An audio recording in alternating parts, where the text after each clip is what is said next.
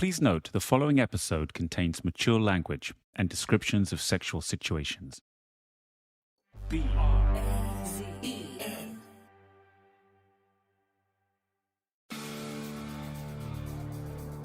Everybody has their needs. And, I gave them that sense of confidence. And I also provided them what they wanted. And it was safe. And they could trust me. And I never let them down. I played professional. I played sexual. Whatever you needed. Anything. Manila, 2007. The chauffeured Mercedes crawled south for half an hour in the interminable traffic. The turbid waters of Manila Bay on the right. The middle-aged men packed inside the cars were in an exuberant mood. Being warriors, they've been at sea for such a long time. They're aviators, they're nukes, they're captains of ships. They've got this inner side of them that is a beast that needs to come out. So I understand that. Leonard Francis was taking out the senior commanders of the US 7th Fleet. These were the most powerful Navy officers in Asia, and they controlled the movements of around 60 ships and submarines, 150 aircraft, and 20,000 sailors in a huge operational area stretching from Hawaii to India. The officers had helped Leonard's Singapore-based company, Glenn Defense Marine Asia, win a huge contract in the Philippines, according to a grand jury charge that will go to trial early next year. He had to keep them sweet. We all went out. We went to Air Force One. Air Force One, a karaoke bar, is in a building that looked like an American strip mall, topped with a huge neon sign of a rising sun, a plane taking off in the foreground. The tropical heat was cloying, but the men moved quickly into the air-conditioned lobby and through a curtain at the back. On the other side, Filipino women, many just students, sat in rows in a kind of fishbowl, identifiable not by their names, but by the numbers attached to their skimpy outfits. We went there and then picked up a bunch of karaoke girls and we booked them out and brought them back.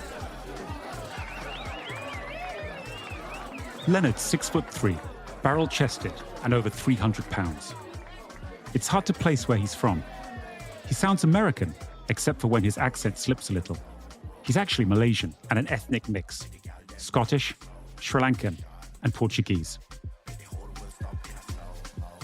These guys are almost like, it's almost like they're rap stars or something. Oh, yeah. Well, more than that. Probably, like rock stars.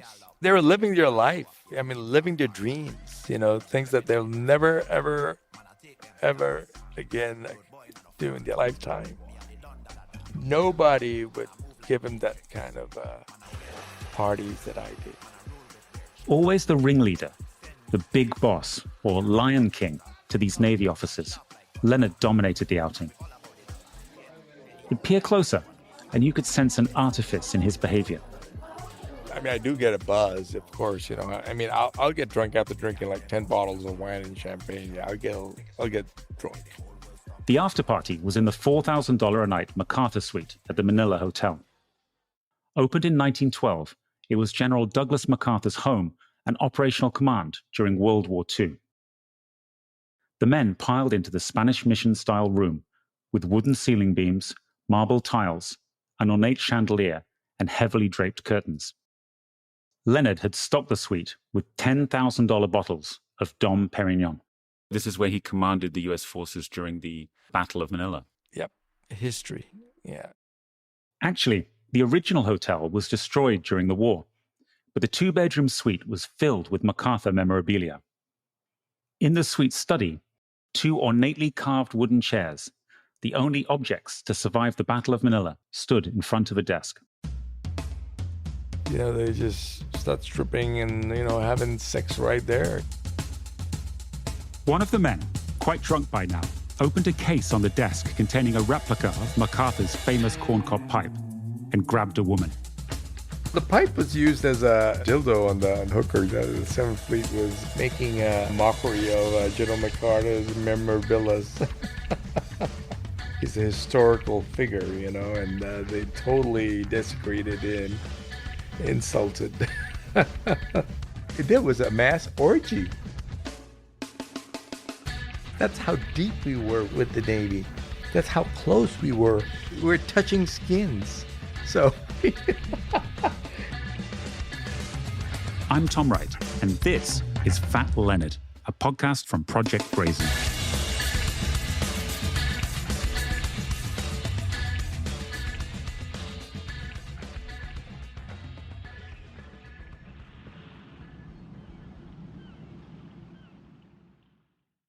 Hello, a quick favor. We're conducting an audience survey, and we'd be really grateful if you could take just a few minutes and answer our questions.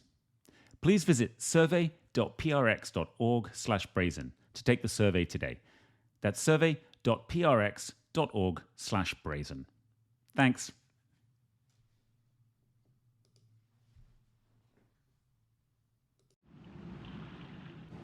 I felt free at sea, and being in the ocean with the sea, the breeze, the wind, the smell, everything gave you this feeling of being a free person. I enjoyed it, made me relax. Penang, Malaysia, 1964.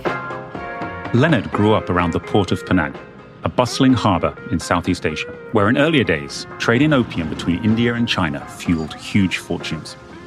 Leonard's grandfather, on his mother's side, Don Joseph, a Sri Lankan of Portuguese blood, ran a company that provided supplies like food, water, and fuel to merchant ships. Even in the 1960s, this was a world closer to the 19th century than today, with half-naked labourers carrying loads of wooden gangplanks into the holds of merchant ships from Britain, Greece, and elsewhere. My father and my grandfather used to take me down to the docks, and I used to observe all the Port Authority workers that used to work on the docks back then. Leonard was attracted to stories of powerful men. Yes, I was always very ambitious. Growing up, I always had a great ambition. There was 3 things that I've always wanted to be. One was to be a shipping tycoon. And then the second part of me that I truly enjoyed was, of course, I was a great fan of Elvis Presley. So I loved singing and entertaining. And the third was, of course, I was fascinated by the movie The Godfather. Leonard got everything he dreamed of as a child, and more. He built a billion-dollar business supplying the US Navy with food, fuel, and security. But he was no mere contractor.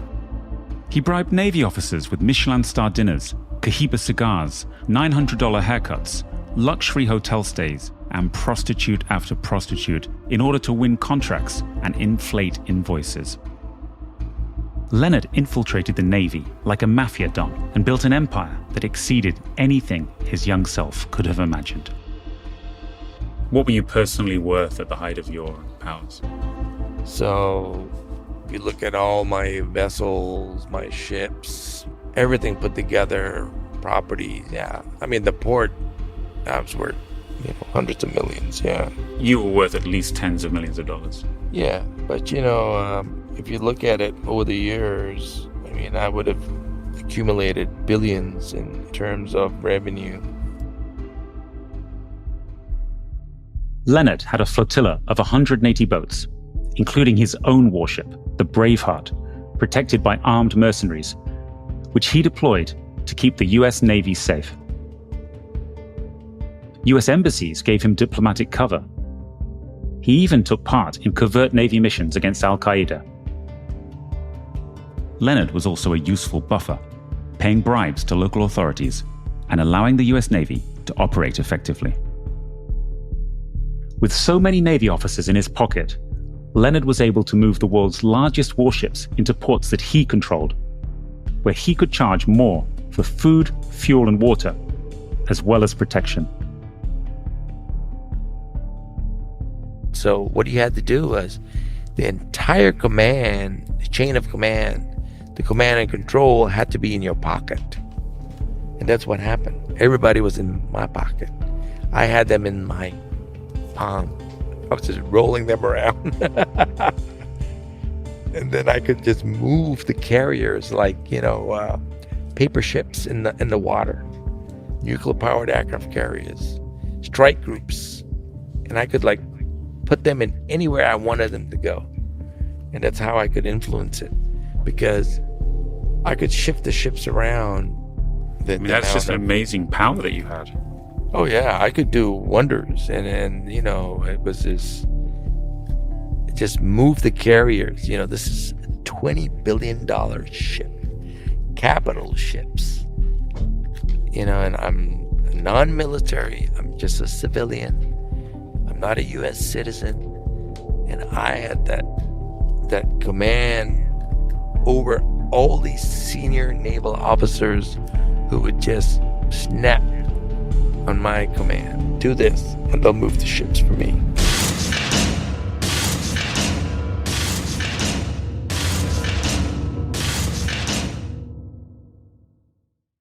My God, it was crazy. They were coming in to take some drug lord. They came running in with guns blazing. San Diego, 2013. And then slammed me against the wall, and then put me on a chair and started frisking me, checking me, and everything. Leonard was in a suite in the Marriott Hotel, preparing to discuss a new round of multi-million-dollar contracts with the US Navy. Suddenly, a SWAT team barged into his room.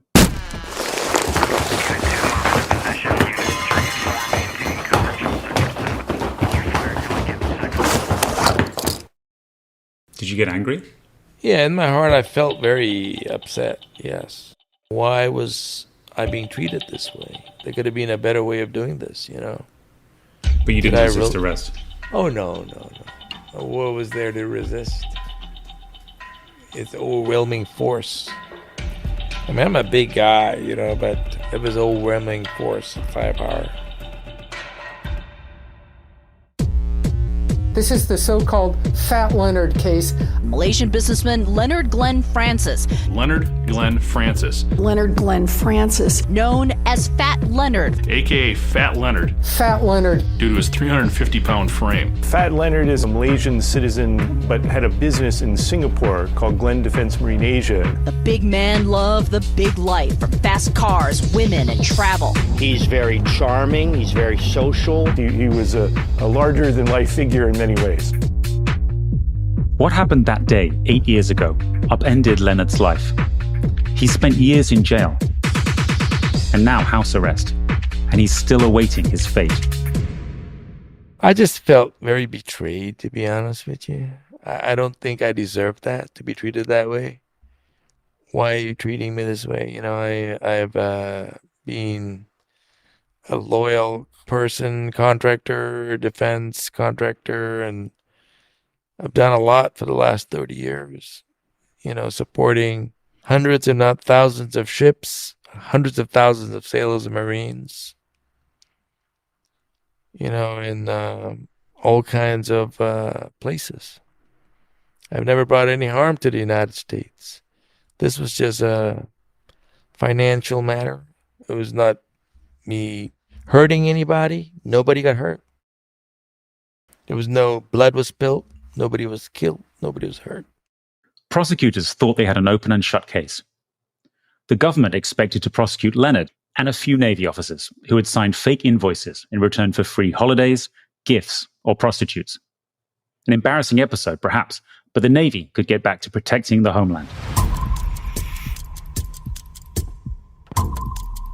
Instead, Leonard found himself in the Metropolitan Correctional Center in San Diego, across the table from prosecutors from the Justice Department, handcuffs on his wrists, his legs shackled like a murderer.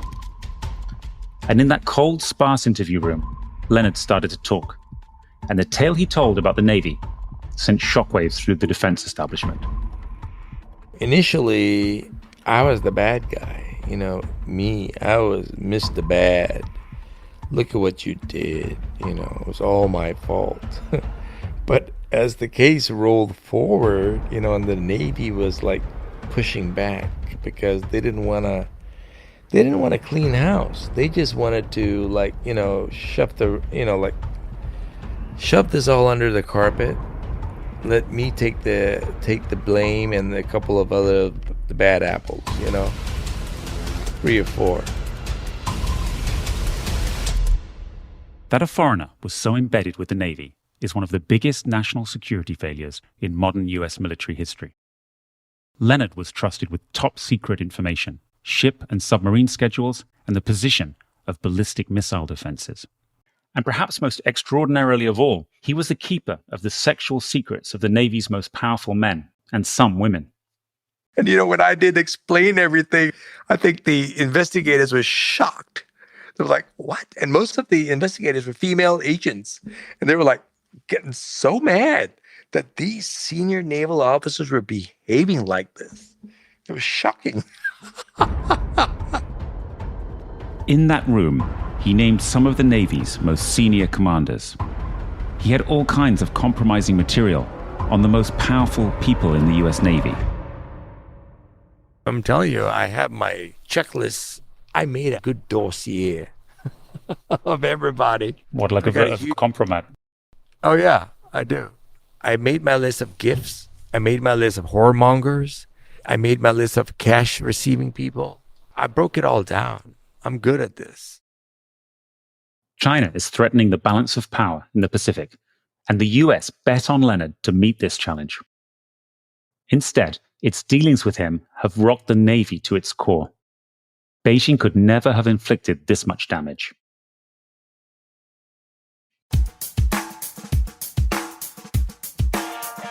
This is a story that will change the way you look at the US Navy. A revered institution, it spawned movies and TV shows like Top Gun and NCIS. But this is a dark tale of alcoholic Navy officers, mediocre types, willing to sell out their country for tawdry sex. David Schaas, a former Navy officer who blew the whistle on Leonard but was ignored, says most of his colleagues knew what was going on. Many were too implicated or just too lazy to take action. Leonard was very good at influencing people. Okay. If you were a guy that the most effective way to get you on his side was to buy a hooker and booze, then he'd buy you hooker and booze. Prosecutors have indicted almost 30 Navy officers, including the first serving admiral to go to jail in US history, as well as Leonard and his staff. A new round of trials, involving the officers in the MacArthur suite, is set to start early next year. Here's Don Christensen, a former chief prosecutor of the US Air Force. I think it's going to shock a lot of Americans and a lot of people in Congress, the extent to the depravity that the Navy has shown in Fat Leonard, and the lack of accountability for those who engaged in that kind of conduct. None of the people that are involved are doing interviews, right? So there's nothing on television or that you can pull up on the internet to look at. So I think that's part of the problem as well. So if Fat Leonard were to talk publicly about what was going on, that would change the dynamic, right? I mean, I don't know if he even has the possibility. I don't know what his conditions of his confinement are. I've heard he's not in good health. I don't know if that's true or not. But so, Leonard, this is what I'm hoping is going to be the first of many recordings between us. Yes. What we want to do here, as we discussed in all of our other conversations that you and I have been having. In 25 years as a journalist, I've never had a relationship like the one I'm conducting now with Leonard Francis. And I've dealt with many fraudsters. I co-wrote the bestseller $1 Billion Whale about Jolo, a con artist who allegedly stole billions and used the money to make the Wolf of Wall Street film, buy jewelry for Miranda Kerr, and Picasso's for Leonardo DiCaprio. For over 3 years, Leonard's been under house arrest, living in a quiet area of San Diego, alone with his 3 children from 2 Filipino mistresses. Before that, he did 4 years in a San Diego prison, but he was allowed out after he was diagnosed with kidney cancer. He's closely watched. You got a bracelet, right? Yeah. I got a Uncle Sam Rolex, I call it. One of my famous watches here. You can see, I don't know if you can see it, but I have one of my Rolex, diamond Rolexes here on my ankle here. When I was looking for my next project after Billion Dollar Whale, I came across Leonard's story, and it fascinated me. When a Malaysian intermediary offered to put me in touch with Leonard, I jumped at the chance to learn more about him. For weeks he was cagey, testing me out to see if I could be trusted. He'd already turned down requests from other reporters.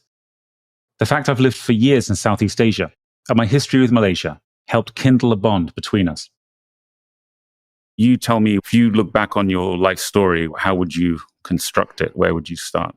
I'm trying to put it all together in perspective. Because, I've had so many different chapters in my life. I've had more lives than a cat. There's so many different times where I personally had a lot of close death situations where I came back and survived. I've been trying to work out his motives for opening up to me.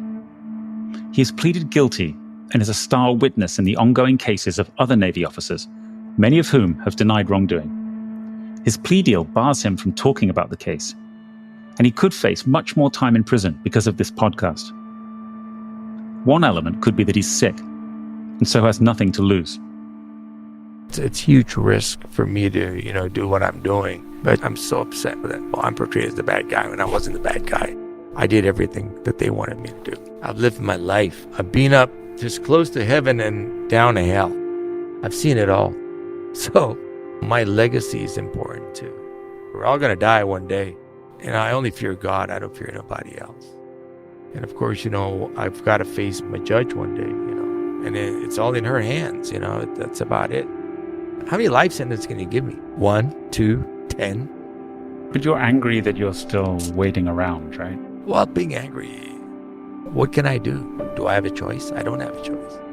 Where are you going to run? You can't run. So talking to me is basically one choice you do have, right? I mean, it's your choice talking to you is also, like talking to a counselor, venting. Along the way, Leonard will try to spin us.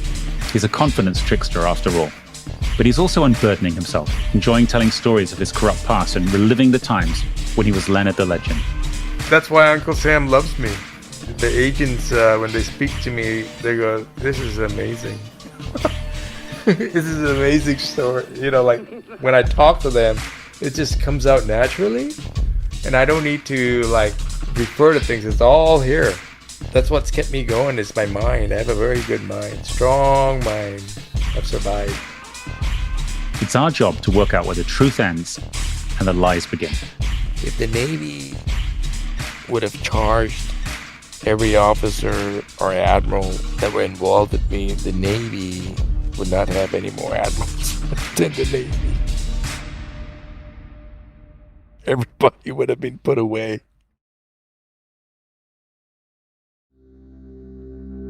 Penang, 1977. We have to go back to the beginning to really get a handle on this crazy story. When I was 13, I was already 6 foot tall. I grew fast. I had sideburns when I was 13.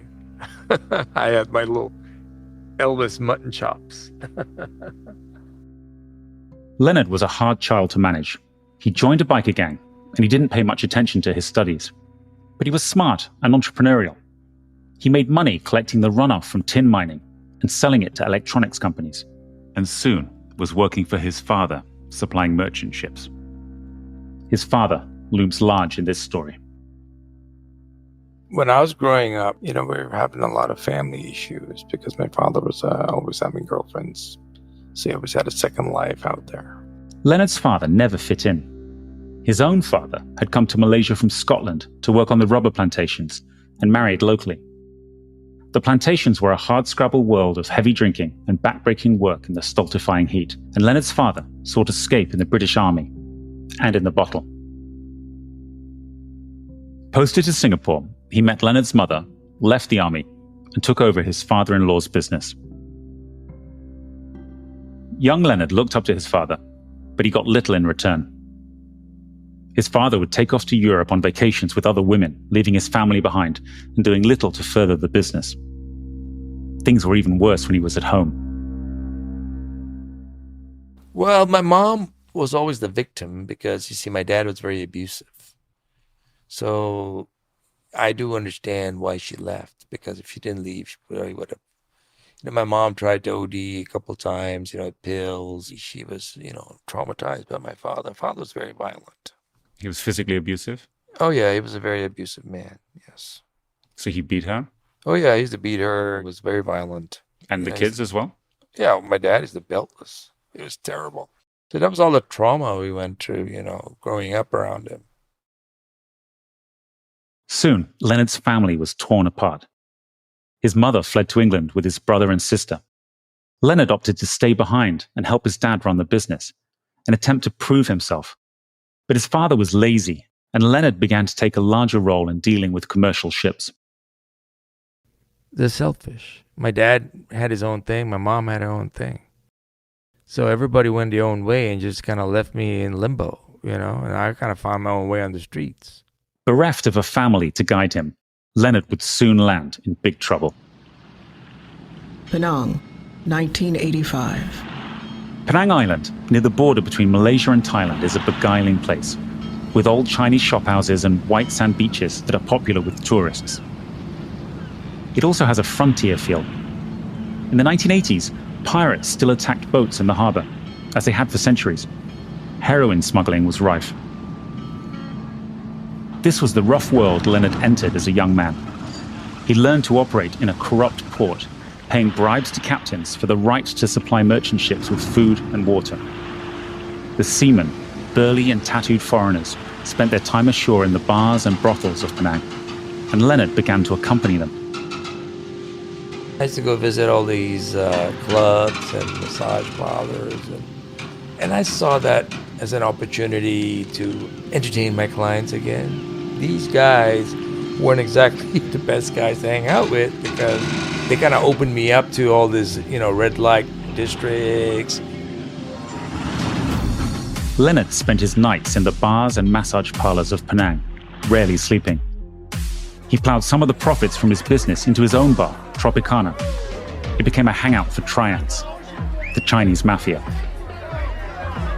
When you have these kind of places, you need to have bouncers, and then that's when the gangs start coming in.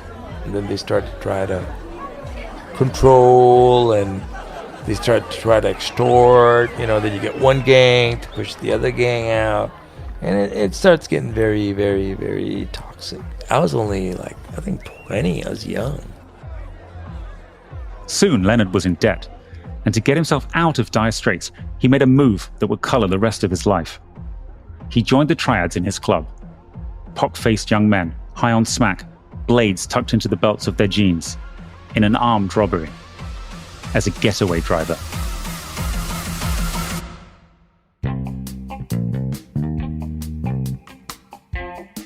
I was a good driver, so, I was always a crazy little driver, young kid. So I had to go rent a car. So dumb me, young, dumb, went rented a car from Budget Rent-A-Car. So I was like, okay, I'll go rent myself a Volvo, back in the days with big bumpers and all that. So I kind of thought about it, shit, what if I get shot? So, I bought myself a bulletproof vest, full one, Okay, let's do this. And then, so the day came. Leonard sat behind the wheel in a Volvo across the street from a moneylender's. In the back, the triads, carrying pistols, dripping with sweat, smoked and argued. He questioned what he was doing there, a middle-class kid, but it was too late to back out. The plan was to steal from the moneylenders, like a bank robbery. Eventually, some men came out of the shop carrying bulging bags of cash, dumped them into the trunk of a car, and sped off. So I was driving the car. So these guys are armed, they had guns. So we drove, basically, followed them from this shop on the way to the airport. We went ahead and then we waited, overtook them, waited for them to pass us until we saw an area where the road was pretty clear, and then, drove out and then pretended there was a collision, like an accident.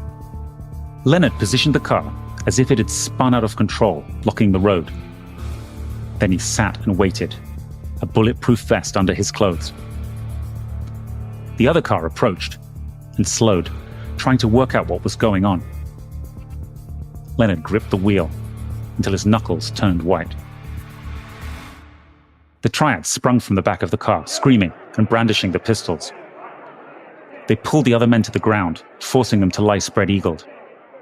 Then they opened the trunk, slung the bags of cash over their shoulders, and jumped back into the Volvo. The triad screamed at him to drive. And then I spun the car around and headed straight for the Penang Bridge. And then on the way across from Penang Bridge, we threw all the bags out into the sea.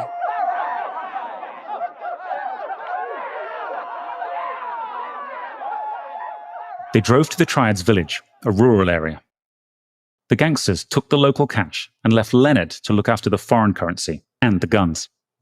The haul was worth tens of thousands of dollars. They're smart. They gave me the loot. They gave me the guns. They said, you keep everything.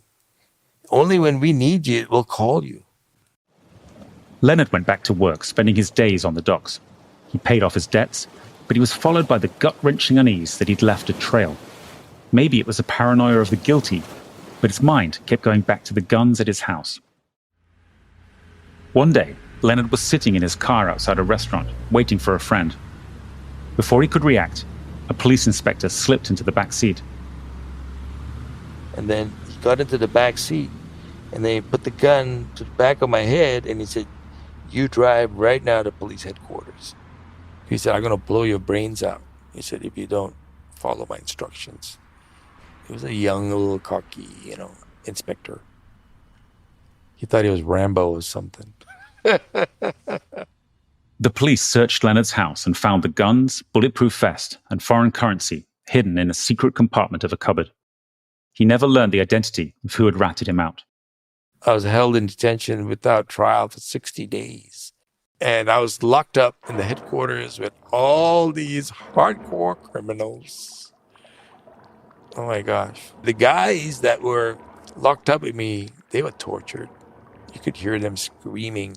They come back, couldn't walk because, they'll get beaten by cables under their feet, like gang members, robbers, whatever they were.